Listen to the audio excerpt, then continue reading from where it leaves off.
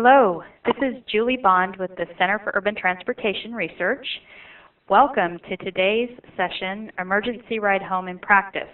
This is the second in a series of Florida-only Lunch and Learn Net conferences. This series is brought to you by the Florida TDM Clearinghouse, which you know is located at the Center for Urban Transportation Research, and with funding from the Florida Department of Transportation. This series of net conferences is offered to you on an individual basis or as a group. This allows you to participate from the comfort of your desk or wherever you may be working today. Net conferences are also a valuable TDM tool that can effectively decrease meeting attendance trips. So remember that, it's another part of the whole package. Okay, information for upcoming net conferences can be found on our commuterservices.com website. We have updated the site to better serve you. You'll find information on events, commuter choice certificate training, of course the well-known TDM listserv, and other industry news. And as most of you may have heard, Qatar has recently taken over project management of best workplaces for commuters. We also look forward to seeing many of you at the Commuter Choice Summit and Training, which will be held in Fort Lauderdale on December 5th through 7th. Okay, for today's net conference, we chose Emergency Ride Home as a topic based on requests received from you and also feedback from recent training.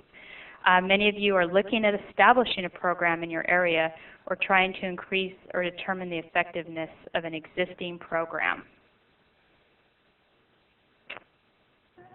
Okay, our presenters are Sandy Moody and Jim Udvardy, and they will discuss how their emergency ride home programs evolved and the lessons they have learned that can apply to any ERH program.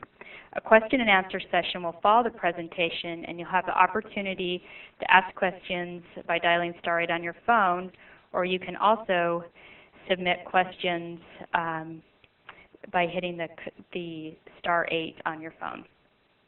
And most of you have received the presentation in PDF format, so this should help you if you have any questions or you need to look at that during the session.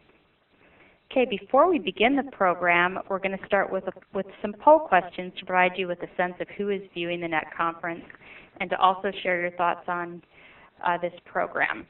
So when the question is displayed, all you need to do, this is interactive, is click on the option that best answers the question.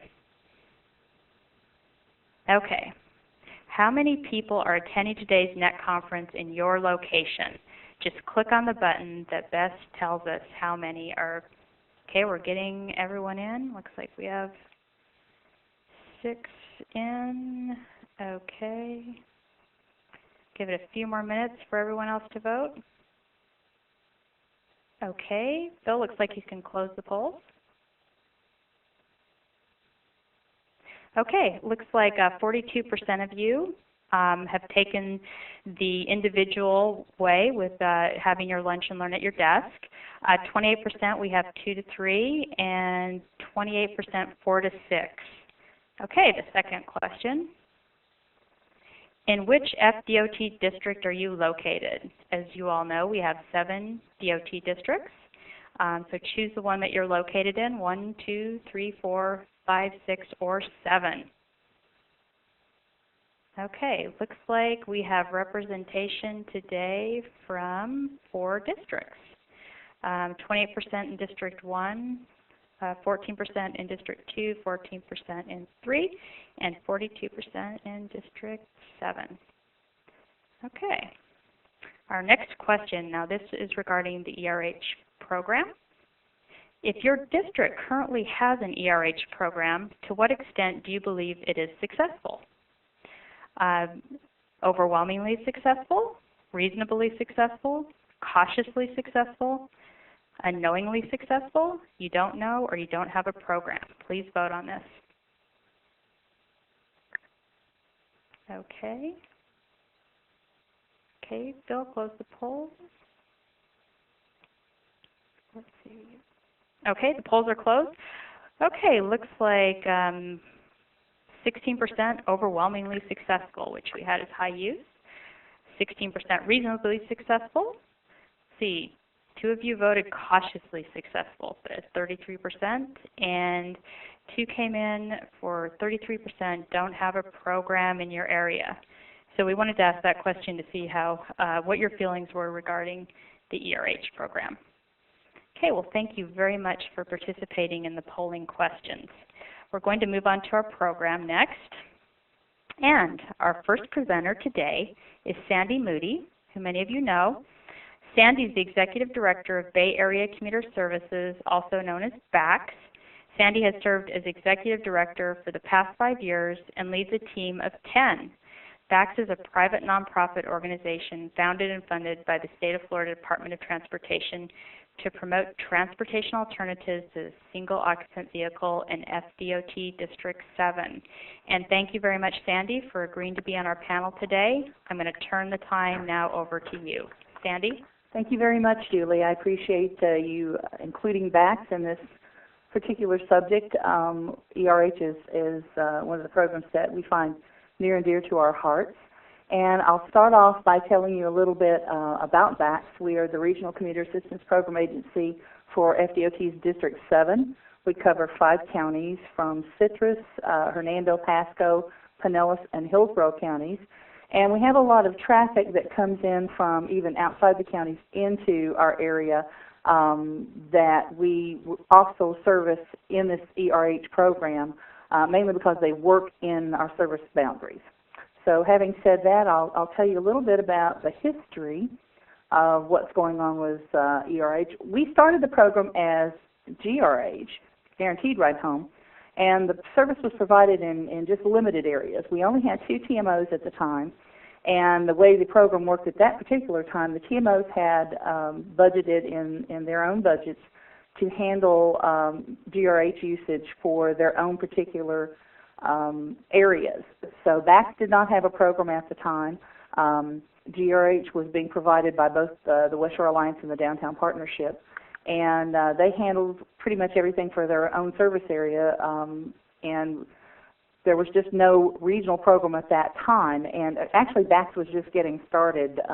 This was back in the early to mid-90s. So when we started doing the Commuter Vanpooling program in 1996, it began first in Hillsborough County with the HART program, and then PSTA brought the program in from Pinellas counties. GRH was expanded to only vanpoolers as part of the vanpool effort. So then you had people who were vanpooling that could use it, people who were working in a TMO area, the 2 TMOs at the time. So it was a little bit prevalent, but not much, and we would get calls a lot from people saying, well, why can't we be part of this program? We've heard of this program. Why can't we use this program? So it got to be a little confusing, and we saw immediately that it could be something that would be very beneficial to the region. So with that in mind, we really wanted to talk to DOT and let them know what kind of issues that we were having with the people calling in and wanting the program and only being able to offer it to certain areas. The TMOs obviously loved the program for their area. It was very successful. At the time I was working with both the Downtown Partnership and the West Shore Alliance as their liaison, and they were extremely happy to have the program, and we tried to help them as much as possible. But it was also coming out of their budget and nothing of BACS's. And then the GRH funding for the vanpoolers came out of the vanpool efforts. So we did work with DOT to get a little more of a regional approach. So in 1999, we were finally able to unveil the district-wide program that covered the 5 counties of District 7 that I told you about a little while ago. At that particular time, we absorbed the programs that were going on with the TMOs. They dumped programs into the BACS effort, and they relinquished any kind of information. We pretty much advertised to, by that time we actually had, I don't believe we had New North at that time, but I believe we had, correct me if I'm wrong, Julie, I know we had the Downtown St. Petersburg TMO. So at that time, they were able then to offer to their customers the ERH program. So we started with a budget of $16,000 annually. We didn't really have any idea how much the program would cost us to begin with, and actually that was probably a little bit ambitious amount, because we were only counting the things that had to do with the program, which are the printing costs of doing vouchers and the identification cards and things like that. We did find out, though, as time went on, that people really did not understand GRH, Guaranteed Ride Home. To most people, when they heard about it, they believed that that was the program that took you home if you had too many drinks at the bar. So we had to do something to make it a little more of an identifiable issue. So in 2005, we unveiled the ERH program and changed all the information that we had with our handouts and so forth and so on. So how does our program work?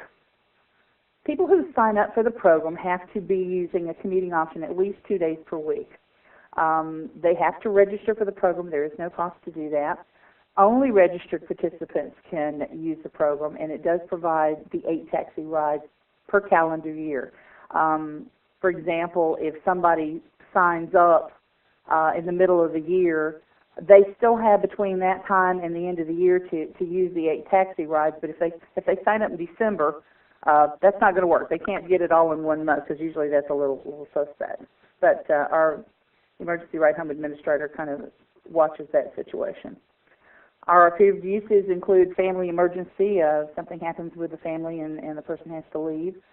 Personal illness does not include the pre-scheduled doctor's appointments or anything like that, and unexpected overtime. It would also include if someone was riding with a ride-sharing partner, either in a van or a carpool, and their partner had to leave and they weren't able to leave at the same time. And we do support all the modes: carpooling and vanpooling, transit, biking, and walking. The rides are free up to $100 per trip. And the reason we put a cap on it, we do have, as I mentioned, people coming in from outside of our service area who work in our service area. And that's really, for us, the determining factor. As long as they're working within our service boundaries, then we will support them in the emergency ride home program, as long as they're doing the commuting option at least 2 days a week. Our current budget, as you can see, has risen an additional $10,000. That initial $16,000 wouldn't go very far these days. In 2002, our annual trip cost was averaging $27.45. Now it's around $36, between $36 and $37, and we believe that much of that has to do with not as much further distances or anything like that, but actually the fuel cost and the rise in the fares. Now, each of our participants receives an ID card, a taxi voucher, and instructions on how the program works. They have to re-register annually. We don't just put them in the system and let them go. Every year, as a matter of fact, this is the time of the year where we're starting to re-up people for 2008. As each time someone uses a voucher, then we automatically replace it, again, up to 8 times during the calendar year, but we don't carry over any unused trips. If someone happened to have an emergency before they got the voucher back in the mail, we do have a system in place where we can actually fax them the copy of the voucher so they can give it to the taxi driver, and then we make sure that we see that the taxi company gets exactly what they need in order to get paid. All the taxi companies that we utilize in the program is listed on the ID cards and the vouchers. We try to separate, for example, those that we typically have more taxi companies in Pinellas and Hillsborough counties, so we try to make the cards to where people can readily find the one that they need. Obviously, if people are crossing county boundaries, it makes it a little more difficult, but we also have people that can work with each of the individuals to help them understand how the program works. We do have to have a participant supervisor to sign off on the voucher to validate it. The taxi drivers are instructed what to look for when they actually get the ride. They do have to look for the signature for the supervisor. It does require that they look at a picture ID and their ID card with the voucher, and we don't include tips in the fare. The companies return the copies of the vouchers and they bill us monthly, and then our emergency ride home administrator, whose name is Vivian Saylor, She reviews each of the vouchers for accuracy. Any unauthorized use is billed back to the individual, or we take it up with the taxi company if there's another discrepancy. So we've produced, since 2002, 3,294 rides. I really wanted to just give you the last 5 years of information. During that time, over $100,000, and that's taxi cost only. That does not include any staff time, any print costs, or anything like that. And as you can see, the average cost during that period was $31.53. We have some up there, though. We've had. It's usually the exception rather than the rule to have one over $100, but it happens from time to time. We believe that this program is extremely beneficial because it really does assist people who are trying to do something other than driving alone. And for those people that have the need and they don't have any other way to get around, it's especially helpful for them. For the people who are the choice riders, they tell us that basically if we didn't have this available, they probably would not do the choice mode as opposed to driving alone. What we don't particularly care about it is everything's paper heavy. There's a lot of vouchers, ID cards. If a smart card type medium were available in this area, we would definitely get involved with that. As it stands right now, our transit companies don't have light media that they use in collecting fares. That's something that's being discussed between in the region as far as something that's going to be coming down the pipe one of these days, but not immediately. The other thing is we would have to get the taxi cabs involved to be able to take that kind of medium too. The last time I checked, they weren't even taking credit cards. That may have changed. But one of the pros that we think is that we do have this during our operating grant from DOT rather than other grant funding that might not be sustainable. We are obviously, state funding is as sustainable. I can't talk today. Is as sustainable as it can possibly be given the political and financial climate out there. So one of the reasons that we put this within our operating budget is to help protect the program and not have it subject to things like CNAC going away and that sort of thing. Something brand new for this year, and Julie can comment to that. With a partnership from the University of South Florida and with the assistance of our local Transportation Management Organization Coordinating Group, we call it the TMOCG, and it's made up of all 4 TMOs within our service area, BACS, MPO representation, the transit companies representation, Cutter, and FDOT is ex officio. We get together and we try to do regional planning on marketing and outreach and special projects. So we're piloting a program in conjunction with USF and New North Transportation Alliance for USF students that are on campus within our service area. And we just kicked this off back in the fall. It's gaining momentum. We get calls about it all the time, and we're hoping that this will help the students maybe highlight the fact that they don't have to drive on campus. A lot of them are complaining about trying to get on campus because it's a pretty busy place. So we're hoping that this program will expand after we've had a chance to go through the pilot program so that we can do this for a lot of the universities. Well, we have several within the area, and we're hoping that this program will get that started as well. And that's really all I have to tell you today. I know there's going to be some questions a little bit down the road. And if you want more information, you can contact me at this information 800-998-RIDE, which is also 7433. We all know that. I don't even know why I said that. Or you can get information off our website, which is www.tampabayrideshare.org. And that's all I have. Thank you very much, Sandy, for that presentation. That was very informative, and yes, we will have a question and answer session at the end. And again, I just want to comment the pilot program is going well, so if we have questions on the University of South Florida pilot program, we can also answer those at the end. So let's move on to Jim. Next up is Jim Udvardy. A little background on Jim. Jim has been the project director of South Florida Commuter Services since 2004. He's responsible for managing a team of 15 employees that provides TDM services for FDOT District 4 and District 6 in South Florida. And Jim has been with South Florida Commuter Services, let's see, since 2002. And I'll now turn the time over to Jim.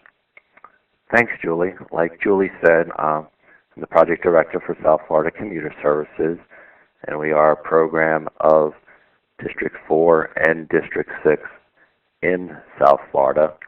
We go ahead and encompass territories from Miami-Dade County, Broward County, Palm Beach County, and the emergency ride home services do extend into counties farther north and also Monroe County into the south, because to qualify for the emergency ride home program, the only thing you need to do is either work or live in one of these counties. So if somebody is living in a county further north, such as Martin or St. Lucie County or in Monroe County, and they are working in one of the tri-county areas, they are still eligible for the emergency ride home. To just give a brief background of some of the services we do at South Florida Commuter Services, we do have a regional call center. We do provide ride share matching for both carpooling and vanpooling. We participate in conjunction with South Florida Vanpool Program, who runs the Vanpool program, and assisting them in developing vanpools. We have a transportation options program specifically to design programs for employees and their employers. We have a tax benefit program, and last but not least, what we're discussing today, we do have an emergency ride home program. How does the emergency ride home program work in South Florida? Well, the program provides free taxi service to emergency situations for registered commuters, and it is a program that is available 24 hours a day, 7 days a week. And eligible emergency situations includes anything other than the norm commute, such as a sudden illness, unscheduled overtime or extended work hours, or for some reason if you're not the driver in the carpool or the vanpool that day and you need to get home early, it will go ahead and provide you that service also. We provide participants up to 6 free taxi rides per year. And who is eligible? Well, the program is eligible to commuters who carpool, vanpool, ride transit, bike, or walk to work at least 3 times per week. And the process goes in that anybody who's interested in signing up, they can either contact our 1-800 number, they can log on to our website to register, or they can go ahead, certainly we have community events such as transportation days and so forth, where they can go ahead and register there. The commuter, once they go ahead and are interested in the program, their information is entered into our rideshare database.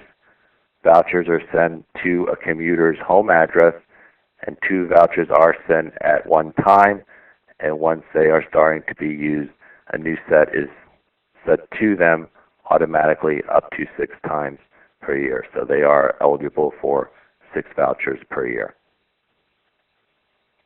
When you need to use a voucher, you can either call our 1-800 number. The South Florida Commuter Services representative then contacts the appropriate cab company. We work with a different cab company in each of the counties that we currently provide the service. So we have a cab company work with in Palm Beach, one in Broward, and one in Miami-Dade County. We've just also extended the service. We have a new cab company that we're working with in Monroe County. Like I said, the service is available 24 hours a day. Our call center is open from 8 a.m. to 6 p.m. Any time that a caller would call, either in the nights or weekend hours, then they are automatically routed to the cab company that is closest in their area. The cab then goes ahead and picks up the commuter from their work address that we do have on file, and the participant would go ahead and provide the voucher to the cab driver for payment.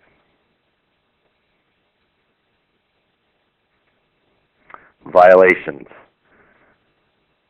Violations consist of anyone who's using a voucher from another address other than the address we do have on file. You are allowed to use the emergency ride home program from your workplace. We don't allow them to take it from home to work. Using a voucher to transport someone other than yourself, using an expired voucher, or giving a voucher to someone else to use.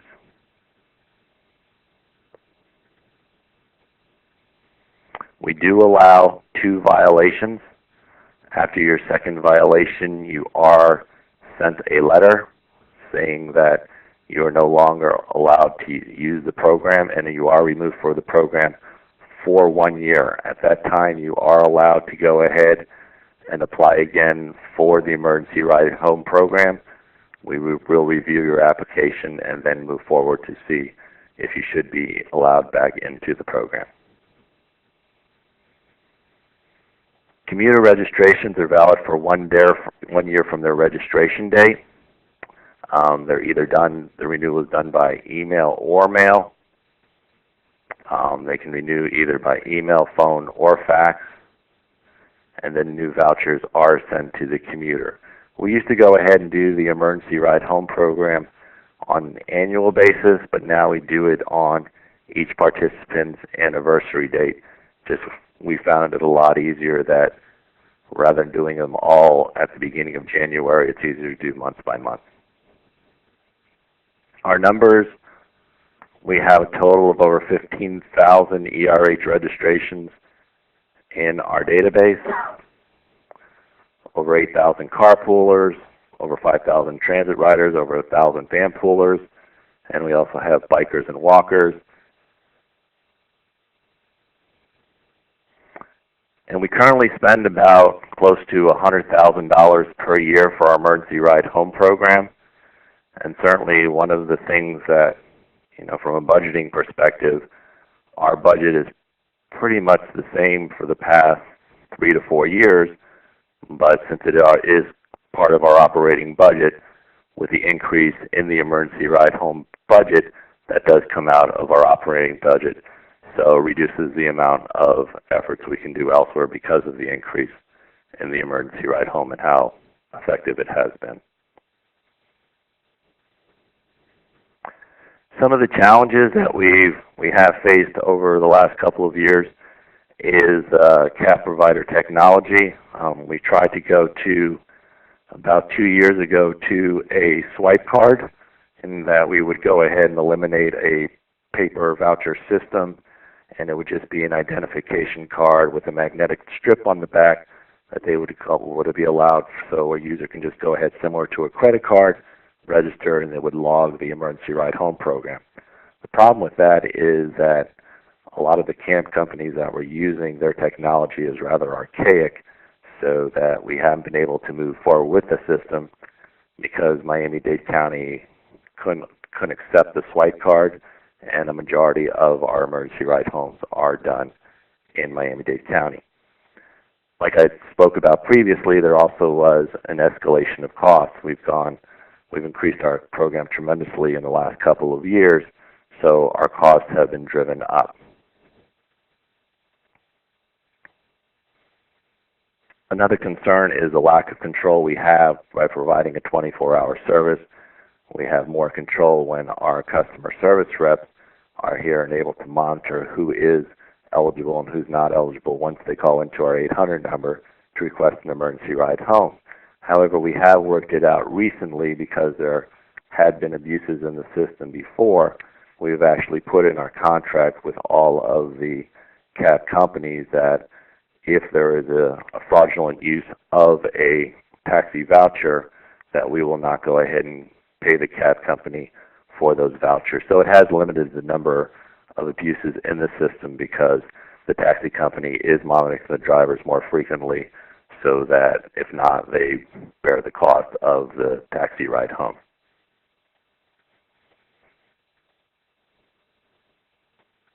Another thing, like I had said, we've expanded our program. We have a number of van pools from South Florida van pools that are going into Palm Beach County from the St. Lucie and Martin County. So we go ahead, and those are higher cost taxi rides that has gone ahead and increased our cost of our budget. But also things such as working in rural areas, in some areas in Palm Beach County or Monroe County, since we are using only one taxi service per county, it could go ahead and lengthen the time of the trip because of the rural areas and taxis not being readily available in each of those areas. Some of the things we're looking at into the future to be able to go ahead and participate in is we are developing a certain program for the emergency ride home, in that at Broward County Courthouse they requested, because of the overflow and the number of jurors and employers using the courthouse, they have a limited number of parking spaces. So the courthouse is going to be using another parking facility that is not used during the work day to be parking the overflow of vehicles. And in doing that, we are going to go ahead, there is a trolley service that is provided by the Downtown Fort Lauderdale TMA that will be providing regular rides to the off-site parking. However, if any juror or court case goes ahead later than the trolley is in use, we will be providing emergency ride home programs specifically from the courthouse to the parking area so they can go ahead and get back to their car and then go home. Another thing we are going to go ahead and do in the future, we have been working on the honor system for the emergency ride home program. So we do register all vanpoolers, and we do probably register about 40 to 50% of our carpoolers. But transit riders, we currently just go ahead and take their word for it that they are using transit. In the future, they are going to have to be more specific about which transit use they are using, such as the routes of the buses, so we can go ahead and have a little more play on what they are actually using and verify it rather than just saying they're using transit. Like I said before, we wanted to go ahead, and we're still trying to pursue with Miami-Dade County to be able to go ahead and use a swipe card, because having 15,000 participants in registration, just the paperwork and the mailing cost is considerable. So we wanted to go ahead and just go to a one-card system that each participant would just get a swipe card to be able to use. We do allow currently ERH online update that people can actually go into our system, and with their code they can view the number of vouchers they have left or the vouchers that they already have used for the year. But we want to go to a system that they would be allowed, rather than once they have used their 2 vouchers, to be able to go ahead and print their vouchers directly online for use, rather than us having to go ahead and send them new vouchers. Another thing we're looking into is potentially looking into having a test program that would provide ERH vouchers to work. Currently, we only limit it from the workplace to home.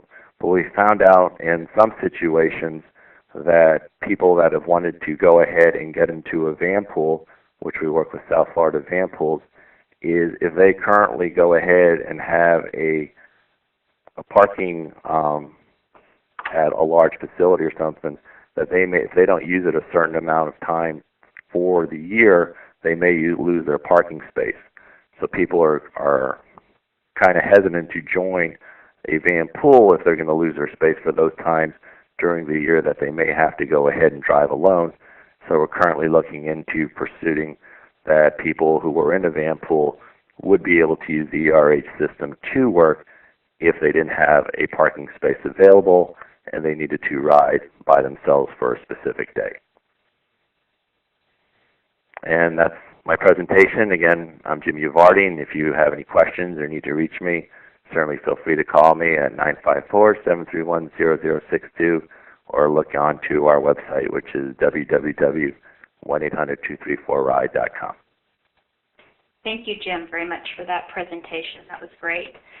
Jim and Sandy, we appreciate both your insight and experience regarding these programs. I think they're very important to the area.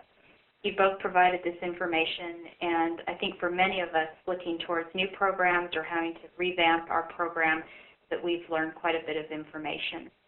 We're going to now move into the question and answer session. So if you have questions, there are 2 ways you can participate. We hope you'll share your questions with us. Either hit *8 on your phone or send a question via the online option on your screen. You can see the box at the bottom. It looks like we have one question sitting in the queue from Hope. And it looks like this question is for Sandy. When you were speaking about your vouchers and about tips, not including tips on the voucher forms, is this printed anywhere on the vouchers or cards that you provide to participants? We actually include a guideline for ERH use and how the program works, what the criteria is, and in that criteria it does speak to the fact that tips are not included and cannot be added to the total. And by and large, that's pretty much, again, it's an honor system situation, but by and large, pretty much everyone goes along with that. From time to time, we see a tip added, and we have to get back with the person and also caution the taxi company about accepting those things. But by and large, we answer that question when we talk to the individual. It's also on our website, and then everything we send out does have reference to it. Great. And Jim, did you want to comment on that also? Yeah, it would be the same with us. We on all the literature, on the voucher, on the original letter that they have, and any type of collateral piece that we do provide to a participant, it does state that tips are not included in the voucher. It's just for the fare. Okay, great. Okay, thanks, Hope, for that question. Also, again, you can hit *8 on your phone if you would like to ask your question, or you can send it via the question manager. Another question, Jim, you were talking about violations, and can you share with us how many violations you have received this year or last year, just some numbers on that? I think we have probably the single violations. When you look at, if you do an analysis in our program, I think you have people that are new to the program violate the program more than people that have been in the program for a couple of years.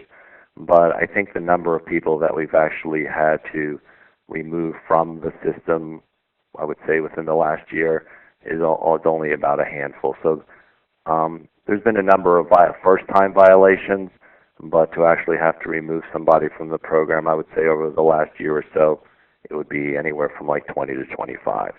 Okay, great. And Sandy, did you have any comments on violations or what you do regarding violations? Basically, we do talk to the individuals on a one-on-one basis. Our violations are really few and far between. I don't say we don't have any. I would say we have minimal. Because most people kind of understand, that this is a service, and actually their tax dollars are paying for this service. So therefore, they don't want to, mess with it too much. But from time to time, someone will, turn in something that's not appropriate, or try to use more things. But we keep a pretty good count of our inventory of who gets what voucher numbers and that kind of thing. So we really know whether or not they're using them appropriately. We have never, to my knowledge, had to remove somebody from the system. Basically, I would agree with Jim. It's usually somebody brand new that doesn't get it at the very beginning, rather than somebody that's been in the system for a while.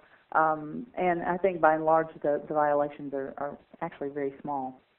I think just to follow up on Sandy, most of our violations from new participants is they don't understand that we actually have contracts with specific taxi companies.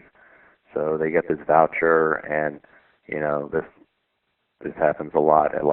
We have airport employees and so forth. They'll just go out and flag down any taxi, and they don't realize that it's not a taxi that we contract with. So situations such as that is a lot of our violations. That's actually one area where we differ, because we pretty much are contracted with every taxi company that's available in any particular county. As a matter of fact, the more northern counties they don't have as many taxi companies available, so we definitely try to get as many that will cover the county area.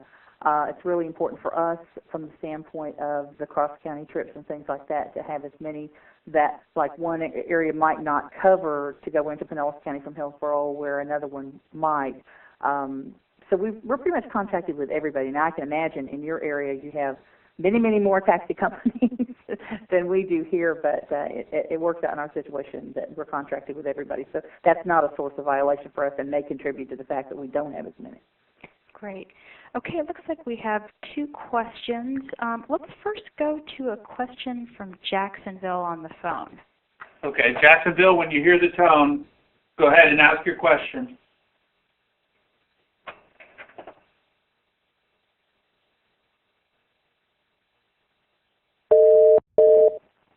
Hi, good afternoon, everyone. This is Elizabeth De Jesus at the First Coast Commuter Services, Jacksonville, Florida. This question is for either Jim or Sandy. We were wondering about the ID cards. Is this a paper ID card? Do you have a software specific to do these ID cards? And the second question that we have is related to the vouchers. Do you require 3 copies of the voucher? And we would like to see a sample if possible, so that we are trying to do our own vouchers now, and we were wondering what you have. Go ahead, Jim. Well, we don't require an ID card. We just require that the participant that's presenting a voucher to the taxi driver does provide some form of identification. We don't have a specific South Florida Commuter Services ID card. In reference to, we do just have a single voucher. It's not a 3-copy voucher. The voucher is handed to the taxi driver, then it's forwarded from the taxi company directly to us. We don't actually get the voucher back. We just get a billing showing the voucher number, the to and from where the taxi ride went, and the cost of the ride. On the other hand, we do have the ID card. It is a cardstock type ID card. There's information on the front and the back, and they are numbered for the participant. It has the information about the taxi companies and actually just general rules. It's a very small card. It's about business card size. I'm happy to send you samples of what we have, Elizabeth. It's not a problem. We do have the 3-part voucher, and basically we give a copy to the individual who's taking the ride. The other 2 copies go with the taxi driver, and 1 is sent back to us with our billing so that we can double-check the rides and exactly what happened. Is they've been signed off on, that kind of thing. So that is a little different in the program. But we're happy to send you copies of everything. In fact, I'll just send you a package of all our information. Okay, great. Thank you for that question and the answers. Okay, moving along, it looks like we have a question from Richard Dreyer. And Richard would like to know, what have been administrative costs of these programs? That's a hard one because since we consider it part and parcel of our program, for a while we followed administrative costs, and I would say it would probably add another 25%, 25 to 40% of our budget on top of that to take care of employee expenses and things like that. But we haven't been tracking it in the last few years because it was something that it didn't seem like that we needed to do since it's part and parcel of our programs. There is, I will say this, there is a fair amount of oversight to the program, especially if you're wanting to make sure that people are using the program properly. It's not as bad as it was in years past. I think it's pretty easy now to keep up with it, and our administrator is very good at watching the program, going over the billing, that kind of thing. We don't seem to have as many problems with it as we did back in the day when I was the ERH administrator. So, from our perspective, like Sandy said, we don't track the administrative costs separately because it is a function of both our project administrator from a billing perspective and our customer service department. But because of the number of people that are qualified for our program and the number of uses, I would say it probably takes about 15 or 20% of our customer service staff's time to administer the program. And that's why we're looking for, because I think, one of our our hurdles to overcome is I think we've come up with a lot of different ways to go ahead and reduce the costs and expenses, not only from going to a paperless system, but also an administrative cost that through technology we can get there. The problem is, like I said previously, that a lot of the taxi companies in South Florida are using archaic systems so that we haven't been able to get to just an identification swipe card to be able to lower those costs and have less administrative time dealing with the emergency ride home program. That's basically our issue as well, because of the inability to get anything that would work region-wide. We have not gone to a smart card system, and or any kind of swipe card system.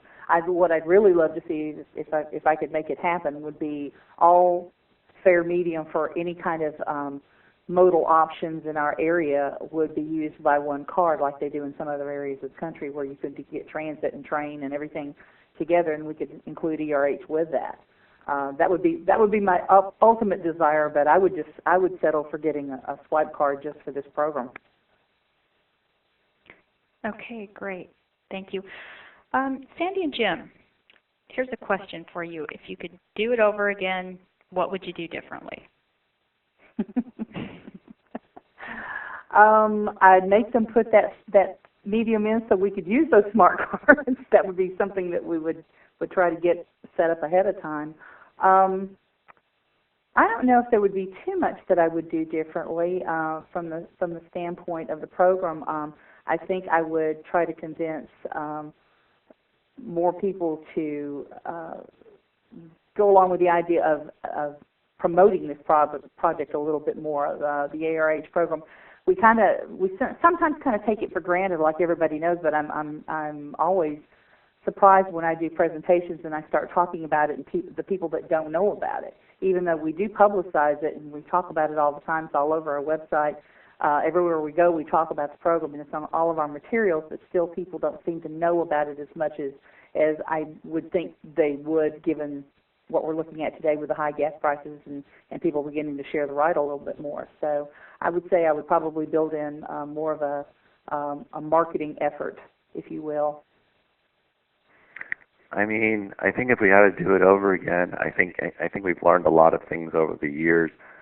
That we have tweaked our system in that, things from not accepting fax vouchers anymore for people, making copies of that, to things such as, one of the things we're trying to pursue in the future, where I think, we've got this stigma that basically an emergency ride home program has to focus on getting a ride back home from a taxi.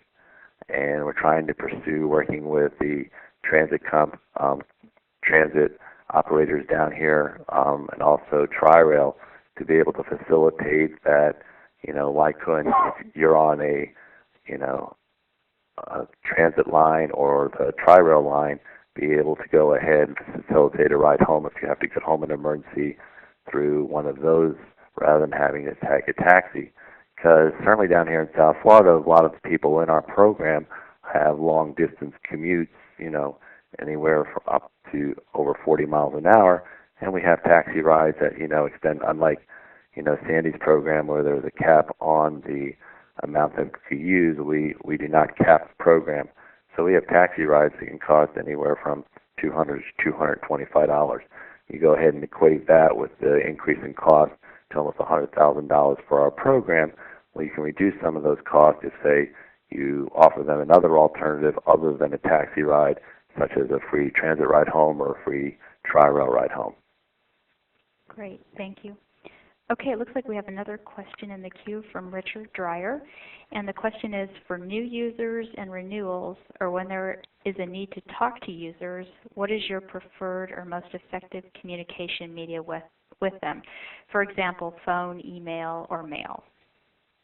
Right now, phone has been the most useful, and we do most of the telephone talks work-wise.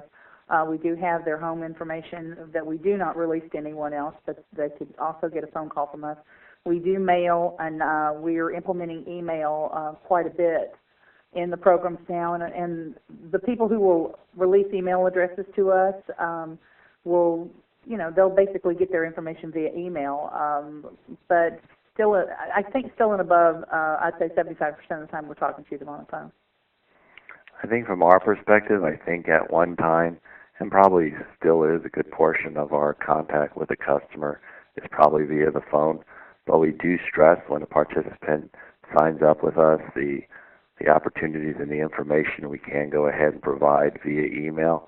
So I think email would be the way we would like to get in contact with a person, because we do find out, certainly our program is facilitated during work hours, and trying to get a hold of somebody during the workday at their business, it gets into, I call you, call us back, and so forth. So email is a preference.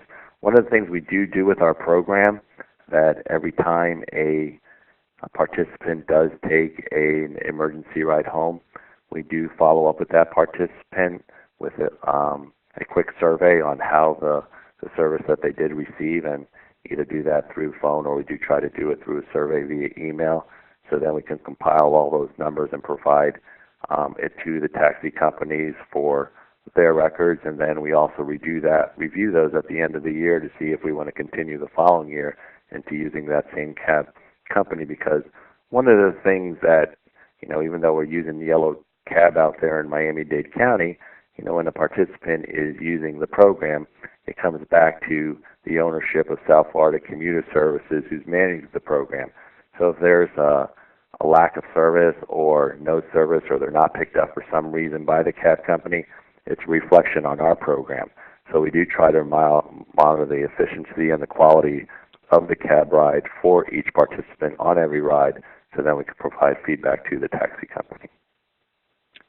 Thank you. It's great answers. Okay, as we near the end of this NET conference, Jim and Sandy, were there any last thoughts that you wanted to add? The only thing that I would say is if you don't have a program in your area, I would encourage you to look into your options about providing a program, simply from the standpoint of this is probably one of the best things that we can offer to the choice commuter. We, as other areas of the country, will call it commuter insurance, so that people who do have a choice and have the excuse or their perceived reasons for not using other choices can have something to back them up. I think as long as people have a sense of security, they may never use it. We have many people in our system that have been in for years that have never used the program, but they tell us they're really happy and they keep signing back up because they want to know it's there. And I think if anything that I could portray to anybody today, if you don't have a program, by all means, please look into getting one, because for a relatively smaller amount of money, you can actually do the program. You can tailor it the way you want. There's a lot of different programs out there and a lot of different ways to do it, but it's definitely worth the time and the effort, and it's a real huge benefit in the way we look at things. And I would agree with Sandy. I mean, I think the returns far outweighs any cost of the program, and certainly when we go ahead and provide surveys to our participants on what is key to the program, certainly emergency ride home always scores very high, and it's just a very goodwill type of program that is offered to a participant and encourages them to use an alternative mode. It's almost like giving back to the participant and rewarding them for, taking that hurdle from getting out of their driving alone to using an alternative mode. So I think it's, a great investment and a good return on goodwill. And like Sandy said, it is an insurance that, to the commuter that effectively that if they do need to get home and they are taking an alternative mode, it's there for them. And anybody who has not set up a program yet, certainly I would go ahead. There's a number of programs out there. Certainly contact Sandy or myself. I mean, most of the programs are pretty similar. Sure, there may be, little differences, but I would say, you don't always have to reinvent the wheel. Use what's out there and tweak it for your specific area. Great. Well, thank you very much, Jim and Sandy. And thank you very much, everyone in the audience who has attended this NET conference today. If you have any suggestions for topics, in the future, please send me an email. We're going to hold these Lunch and Learn Net conferences quarterly. So if you have any ideas, any hot topics out there that you would like to hear about, please let me know. And again, from all of us here at Cutter, have a great day, and we'll be seeing you soon. Thank you again.